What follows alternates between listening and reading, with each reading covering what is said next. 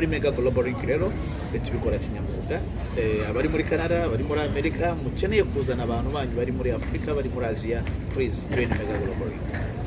Uri mu Burundi, uri muri Tanzania, uri muri Congo, uri muri Kenya, uri mu Rwanda, uri West Africa, uri South, uri SADC, bazigiye wifuza, uri Malawi, uri Zambia, uri Mozambique, uri Asia muri za Saudi Arabia, uri Dubai, uri Qatar, uri Japan, bazigiye wifuza kujya gukorera muri Canada. So Mega Global Link yakubwira igisubizo. Dufite biro muri Canada ikora bikurikije amategeko, dukorana na immigration lawyers bo muri Canada, dukorana na visa consultant bari certified, so tugera naho amasezerano kwa hoteli avuga ko bitatu tusubizayo wishyuye yose, so birize. Dufite discount ya 20% kandi izarangira vuba kuko iyijyana n'imyanya, dufite imyanya 15 iri discounted, wishyuye idarashi ahubwo nawe urabona discount kuri cya giciro twishyuza ugabanyirizweho 20%. Imbere iri kuri ekrani yacu Jendi Dr. Francis kiganiro gikoreye muri Leta Zunze Ubumwe za Amerika mu kibuga cy'indege, mvuye muri Canada, so ndacyari hano ushakira abantu akazi, bashakira n'ibindi byabafasha, dufasha n'abaza kwiga, dufasha n'abaza gutembera, dufasha n'abaza baje gusura, dufasha n'abaza muri conference, international conferences. Reka mbasuhuze nanone, ndizera ko mumeze neza mu bice bitandukanye by'isi aho munkurikira muherereye. Muhawe ikaze nanone ku kiganiro gito nshaka kubaha uyu munsi kijyanye n'ubundi na video nabashyiriyeho ubushize ivuga kuri agence iri mu Rwanda ifasha abantu babyifuza, babifitiye ubushobozi mu bijyanye no gushaka kujya kwiga mu bihugu byo hanze, mu bashaka kujya kuhakorera se, mu bantu batekereza gutembera cyangwa kwitabira amakonferanse atandukanye ajyanye n'ibyo bakora. Nabonye ni video abantu bakurikiye cyane, ariko hakaba harimo n'ibibazo abantu bagiye bibaza, ngira ngo bimwe nshobora yenda kuba nabisubiza bijyanye yenda n'ubumenyi nshobora kuba mfite, hanyuma ibindi birasaba ko abantu bo muri Mega Global Link bashobora kuba babisobanura cyangwa se baduha amakuru tukaba twabasha kuyabagezaho.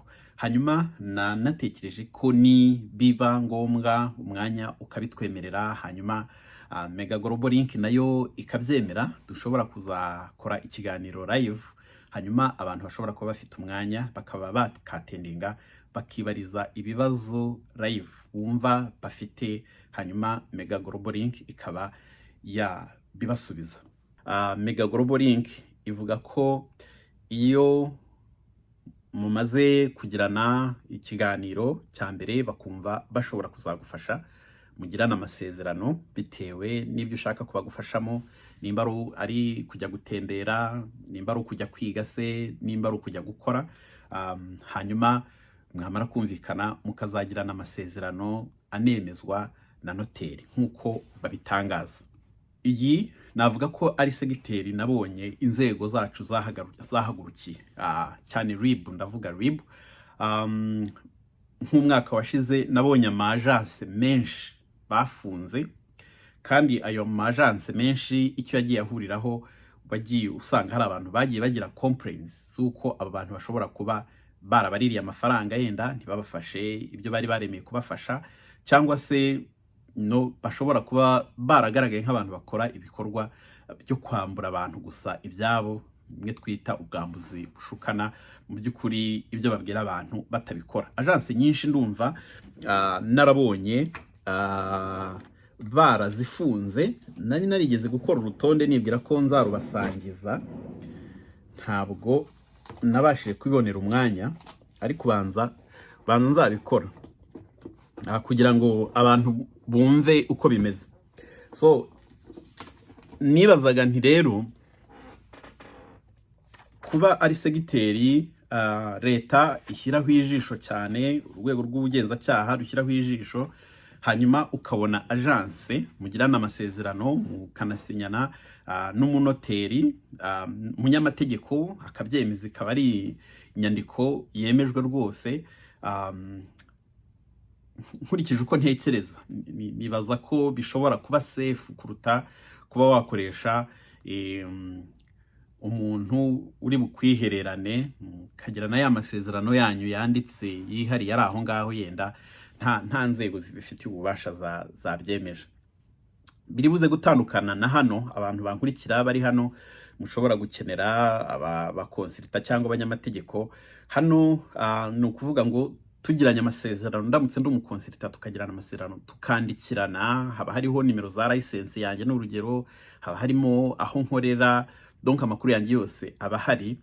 Ni ukuvuga ko iyo nyandiko yahabwa agaciro haramutse hagize n'impamvu zituma tutumvikana ukaba wanjyana mu nkiko. Ntibikenera ko haza wa munyamategeko nk'iwacu kugira ngo abyemeze, ariko Mega Global Link ibikora muri ubwo buryo, ndetse bakanavuga ko muramutse dosiye idaciyemo ibintu bidakunze bitagenze neza, mu by'ukuri bagusubiza amafaranga yawe. Ariko ntekereza ko muba mwanaganiriye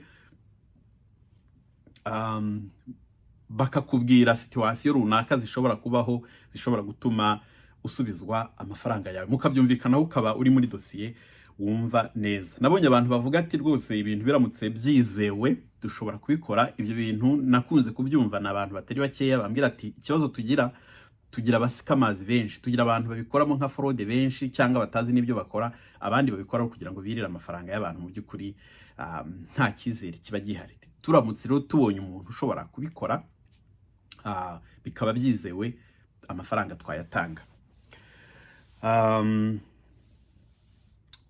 Mwabajije muti bajye batuzanira abantu bafashije. Iki nahisemo ko ngisubiza nubwo ntarimo mbasubiriza, yenda bazivugira. Ntabwo turi population y'abantu bakunda kugaragara kuri social media cyane, usibye yenda biriho mu rubyiruko, yenda hari abajene benshi ubu niho basigaye babarizwa, nabo si benshi cyane. Ariko muri rusange ntabwo byoroshye ko ushobora kubona umuntu yemera kuza ngo avuge ngo aba bantu baramfashije, mutunge mikoro, mushyireho kamera, mubwire ati wabwiye aba bantu ko nagufashije bikagenda neza, kugira ngo bizere ko amakuru bahabwa aba ari ukuri. Abenshi ntabwo, population yacu ntabwo akenshi navuga ko byoroshye muri ubwo buryo. Ariko hashobora kuboneka umuntu umwe cyangwa babiri ashobora kubyemera, akavuga ati rwose muzambwire nze ntange ubuhamya. Ibintu rero byo gutanga ubuhamya ariko ngira ngo nabyo nanone ushobora kubyitondera, kuko ngira ngo ba bantu babikora nka fraude ashobora no kukuzanira umuntu, nshobora kugenda ngashaka umuntu nkamuha ibiceri nkamubwira nti uzuvuge ko nagufashije, ukabona ishuri, ukabona visa, ukajya kwiga, ubu wiga mu Burayi, wiga muri Amerika, cyangwa se wabonye akazi. Ababikora nka fraude ibyo byose babikora. Ntabwo nizera ko ubuhamya bw'abantu abizerera muri izo testimonies bishobora kubafasha, ariko credibility yabyo nayo ugomba guhita uyitekerezaho cyane. Reka rero nsabe Mega Global Link nibibashobokera bakabona bamwe mu bantu bafashije, iyi daruko kujya gutembera dosiye zigacamo, bakabona amaviza mu bihugu runaka, kujya kwiga bigacamo, ababonye akazi bigacamo, cyane cyane abantu bakunda kwibaza ku bintu by'akazi. Nimubona umuntu ushobora kubemerera gutanga testimony byaba ari byiza cyane. Hari abakiriya rwose bari ready, ariko bakeneye kubona testimony z'abantu mwagiye mufasha, ku buryo bashobora kumva ko ibintu biri mu murongo mwiza kurushaho. Nuko ndumva rero nge nibyo navuga ku ruhande rwanjye. Reka mbashyirireho akavideo ka Dr. Francis wo muri Mega Global Link, mwumve ibyo asobanura mu byo bakora, mu byo bafasha abantu. Hanyuma ku bantu bumva nyine bashaka kugerageza, mushobora kuba contactinga kuri WhatsApp, nimero iriho iba iri no kuri WhatsApp, mushobora gusiga voice, mushobora kwandika. Hanyuma namenye ko mu cyumweru gitaha nko kuwa mbere kuwa kabiri Dr. Francis ubwe azaba ari mu Rwanda. Mu minsi ishize yarari hano muri Canada, ngira ngo ari muri USA, hanyuma next week azaba ari mu Rwanda ku bantu bashobora guhura nawe in person. Ntekereza nimero ishobora kuzaba irimo gucamo ku bantu bamukontagitinga ubu ngubu ndibwira ari kuri WhatsApp mushobora kumubona. So ibindi rero mwakurikira video mukumva amakuru, hanyuma munashyireho komantere nimba mwumva dushobora kubatumira ku kiganiro kiri live, bakazaza tukagira ibibazo tubabaza mukibariza mukumva uko bimeze, nabyo umuntu ashobora kubikora. Kandi rwose nsigaye nkunda ukuntu abantu batihutira cyane kwinjira mu bintu batabanje kwegeranya amakuru ngo babanze banumve neza ibyo bagiye kujyamo uko bimeze. Ndumva ibyo bihagije. Ibindi ibibazo wakwibaza ushobora kubishyira muri komantere, ibyo dufitiye ibisubizo dushobora kubibaha, ibyo dukenera gushaka amakuru tukaba nabyo twabikora tugakomeza kuyabasangiza. Hello champions, I'm Sidi Dr. Francis, your mental life coach, Mega Global Ring, live muri Leta Zunze Ubumwe za Amerika, aho ngeze nanone mvuye muri Canada. Reka nsubiza bibajije ibibazo bitandukanye ku bijyanye na Mega Global Ring, ku bijyanye na work permit, ku bijyanye n'igiciro. Akeza karigura. Work permit ya Canada igira akazi kenshi, ibyo mubona inyuma si byo biri imbere muri system. Haravuga nabyikorera niba ubizi nta kibazo. Hari agence zidahenda, ibyo zikora urishire ko zibizi, cyabara ko hari fuse banakubloke muri system for 5 years. Don't risk. Mega Global Ring tukubwira ibyo twagezeho apana ibyo twumvise, ibyo twakozeho apana ibyo twabwiye, ibyo twiboneye n'amaso apana ibyo twabonye kuri televiziyo. So reka mbasangize muri system ya visa yo gukora haba hari mwiki, hari ugira amakuru niba baragukora application yo ugafailinga ushobora kumenya aho byafite. So harimo akazi kenshi, niyo mpamvu bihenda. Harimo akazi kenshi, harimo imbaraga, harimo time, harimo investment byinshi. Ibyo ndibukubwira cyo usanga byishyurwa birishyurwa, ntabwo ari free. Reka mere kuri point number 1, work form. Iyi ni form yuzuzwa ku bantu bagiye gukora muri Canada, work permit za Canada, yuzuzanye mu bushishozi, ijyamwe amakuru ahagije ajyanye n'ugiye gukora, ijyamwe amakuru ahagije ajyanye n'abagiye gukora. Hari ubona job offers gusa bayikuzaniye bayiguhaye, ariko haba hari mwiki twuzuza mwiki ugiye gukorera, uko cyishyura imisoro, aho giherereye, ubushobozi gifite bwo guhayaringa n'ibyangombwa byacyo byose, nimero z'umukoresha, email, aho bashobora kubaza. Iyo ni work form. Point number 1 uploadingamo iyo twatangiye gukora visa application. Benshi mwiruka bafungurira konti zo gukora Canada mukagera mu birarangiye kubonye ka konti gafunguwe. No, hari ibintu 13 bikomeye bijyamo kandi bigomba kujya neza cyane. Iri form ndende itakuzuzwa umunsi umwe, itakuzuzwa without immigration lawyers bafite ubushobozi, aribo dufite muri Mega Global Ring. Hari wa failinze ko form itujwe neza. Point number ya 2 tuba dukeneye employment reference letters. Niba ugiye gukora wewe ngo ishyura amafaranga ibindi tuzabyimenyera barakubeshya. Iyi letter, employment reference letter, naho wakoze recommendation letters yakoza akora muri Canada. Ibyo wize ntago bikonta, ibyo wakoze muri byo bikonta. Save wakoze igihe gukora iki, uri experienced mu biki. Tugufasha rero kubitegura, tukaguha format, ukagenda umukoresha wawe waho wakoze akagusinyira, then you bring the document tukayaploadinga mu idirishya rya 2. Ntabwo nzoye ngo bagusabira visa bashyize mu iki.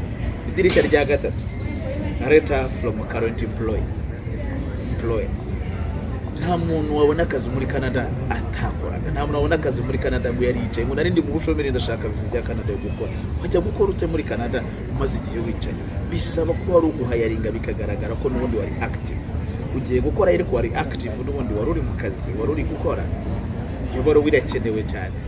Letter from the current employer yerekana ko uri gukora, uri mu kazi n'ubundi wa working, uri gukora. Idirishya rya 4 rijyamo employment records. Hano no harajyamo ya baruwa ya current, hajyamo na payslip z'amezi 6 wagiye wishyurirwa, n'izindi documents zitandukanye zo wishyuriwe imisoro za RSSB n'ibindi. Bitabifite tugufasha kwereka uko wabitegura. Katuvuge ko ari imishahara gusa urikorera se, dufite uko tubitegura tugakora payslip zerekana uko wagiye wihemba. You stamp it tukazishyira muri system. Izo zose ni step. Idirishya rya 5 passport. ugiye gusaba work permit izamara imyaka 2 nyuma y'imyaka 2 bazakora renew utagarutse ariko passport yawe isigaje umwaka cy'amezi 6 ninde uri buteremo visa muri passport igiye kurangira passport igomba kuba ifite byibura amezi 5 ifite igihe kingana na ya work permit byibura imyaka 2 ariko ne biri hasi uko applying nta kujya inama yo kuyongeresha you are in danger. Idirishya rya gatanu dushyiramo CV cyangwa resume ikoze kuri format ya Canada ariko je nzakoresha AI ariko ngo umukorera iyo format ugukorera iyo CV ni immigration lawyer wa Canada uzi standard ibi bihinduka buri munsi aba hari format so resume ikoze neza irakonvenka umukoresha irakonvenka immigration bakamuha visa iyo resume iteguye neza rero tuyishyira mu tora ya uploadinga turi gusaba visa muri ya system yawe. Idirishya rya 7 digital photo hari amafoto ya Canada visa hari amafoto ya America visa hari amafoto ya Europe visa making a sure ifoto igiye mari for Canada visa hari igihe usanga ushyize ifoto ya Canada visa ngo bigatuma kugira so make sure ko ifoto igiye mu iri kuri standard. Idirishya rya 7 employment contract employment contract baguha wowe uyiguhaya yikura he yaje kuri email through DHL Aishwa Mega Global Ring twigerera kuri tele source ubu mvuye Canada mfite job offers job contracts employment numbers zabatwishyuye tugiye gutangira gukorera application bivuye ahantu hazwi kuri source ubigusabiye yageze yaho yavuganye nabo afitanye nabo amasezerano nugerayo ntabwo uzarindagira nyuma yo kubona ya work permit reka ashobora no kugutekinika gasabo kayibona ari kuza ugiye azaha kuyobora yarahazi we yarahageze cyane ntabwo ararenga n'umupaka ntabwo arajyaho na Uganda. Please make sure ko wakoranye n'ikigo kibifite mu bushobozi aho niho Mega Global Link twinjira. Idirishya rya 9 dushyiramo family information hano hajyamo family form isobanura yewe hajyamo nabo muvukana hajyamo nabo bashatse hajyamo n'ibyo bakora muri iyi family information form hajyamo amakuru menshi atandukanye. Family information form ishobora kuzuzwa nabi bikakuza amahirwe ashobora kuba ari umuryango wawe bigeze gusaba vya icyo gihugu bagereyo bagakwamira iyo bagize muri ya family information form ni ikibazo hari abo hiding ntushire mu wazabatumira urageze warabonye ibyangombwa bako mufitanye isano bakabyiga inone ko ntabwo abigaragaje muri family form yujujwe mbere kana kandi kazi. So idirishya rya 10 proof that you meet the requirement of the job being offered. So ese we bagushyiriye mu iki niki bashyize mu gikonvenka muhayaringuye umuntu uvuye muri Kenya muhayaringuye umuntu uvuye mu Burundi muhayaringuye umuntu uvuye mu Rwanda hari abandi bari aho Canada bagahitamo wowe proof you committing eligibility zako kazi eligibility letters eligibility document bagushyiriye mu iki nibyo tugufasha gutegura bikorwa na lawyers by immigration ukabishyira mu kaburi seal no na meeting requirements hari meeting requirements zo kugenda wenyine hari meeting requirements zo kujyana na famille so make sure ko ibirimo biri ku murongo. 11 offer of employment to a foreign nation LMIA exemption niba uri muri LMIA washobora ku meeting requirements ya labor market impact assessment cyangwa niba ikigo cyagwaye n'ikire exempted iyi exemption letter ikajyamo bikaba biri muri system bihari ntabwo nzi niba kwa applying cyangwa agence yakubwiye ko izagufasha ibibizi cyangwa ibikora cyangwa ibifite. 12 application form for temporary resident visa made outside Canada travel form irimo aho wagiye n'igihe wagiye ugera n'amafoto abigaragaza n'amastamp n'amavisa byose biba bikenewe muri system utaragiye it doesn't matter ariko iyo hari icyo bifasha so warabyujuje. 13 client information muri client information abenshi naha mugarukira mbiri ibyo nzakenera aha niho mugarukira mu bintu 13 mwe mufokasinga kuri kimwe muri client information hajyamo bank statement cya balance confirmation letter abenshi ni kimuza mubaza ntabwo basaba historique praise ako nakantu gato nagatonyanga mu nyanja hano hazamwo birth certificate z'abana cyemezo by'amavuko bya naho hazamwo marriage certificate hano hazamwo imitungo if you have amazu whatever bibiza mu kantu kamwe gusa hano waza mu language certificate mu gihe ufite certificate y'igifaransa ngo ubwo nagiye please go slowly ni akantu gato mu byo ukeneye ntiwajya mu diplomas n'izindi certificates ufite z'amashuri. Aha niho hazamo criminal records ufite akadiwe n'inkiko, hari aho babibaza hari n'aho batabibaza. So ngibyo ibintu 13 twitaho muri Mega Global Link iyo turi ku uploadinga file z'umukiriya. wirashinga imara submitinze banze umenye basubmitinze hari mwiki mu byo wegereje uricaye utegereje igisubizo ariko utegereje igisubizo barasubmitinze utegereje igisubizo muri system hari mwiki. Mega Global Link tujya muri zi details hamwe n'aba lawyers bacu ba immigration hamwe na immigration consultant tugategura dossier neza ishobora gutindaho gace ariko ukaba wizeye kwizava mu kintu cyiza yihuse yabyaye ibihugu. Hamwe na Mega Global Link wajya gukora muri Canada ukagenda wizeye ko byujuje ubuziranenge. Hamwe na Mega Global Link wajya gukora muri Canada ukagenda wizeye ko mwakura ari mata zagutera ibibazo in the future. Ushobora no kugira ariko bakazagupakira bagagusubiza wanyu bitewe n'amakuru yagiye muri system. Ushobora no kubona work permit wagera ku kibuga ukareba epfo ukareba ruguru umenya aho werekera. Ya company bakuzajya gukora bikakubwira ko itakuzi. Come on. Gute wa verify ko offers baguhaye ziri genuine no kuziguhaye yagiye kuzizana kuri source nuko afitanye contract nabo ukavugana nabo mukajyayo mukazagufata akabaka kujya nabango uri cya kigo ugiye gukora. So muri Mega Global Link rero tubikora kinyamwuga abari muri Canada abari muri America mukeneye kuzana abantu banyu bari muri Africa bari muri Asia please join Mega Global Link. Uri mu Burundi, uri muri Tanzania, uri muri Congo, uri muri Kenya, uri mu Rwanda, uri West Africa, uri Southern, uri SADC, bazijya wifuza uri za Malawi, uri Zambia, uri Mozambique, uri Asia muri za Saudi Arabia, uri Dubai, uri Qatar, uri Japan, bazijya wifuza kujya gukorera muri Canada. So Mega Global Link yakugeza igisubizo. Dufite biro muri Canada ikora bikurikije amategeko, dukorana na immigration lawyers bo muri Canada, dukorana na visa consultant bari certified, so tugera naho amasezerano kwa hoteli avuga ko bitavuye kusubiza yo wishyuye yose, so birize dufite discount ya 20% kandi zarangira vuba kuko yijyana n'imyanya dufite imyanya 15 iri discounted wishyuye idarashi ahubwo nawe urabona discount kuri cya giciro twishyuza ugabanyirizweho 20%. Imbere iri kuri ekrani yacu Gendi Dr. Francis kiganiro gikoreye muri Leta Zunze Ubumwe za Amerika ku kibuga cy'indege mvuye muri Canada. So ndacyari hano ushakira abantu akazi bashakira n'ibindi byabafasha, dufasha n'abaza kwiga, dufasha n'abaza gutembera, dufasha n'abaza baje gusura, dufasha n'abaza muri conference international conferences byose turabikora. Turabakunda cyane.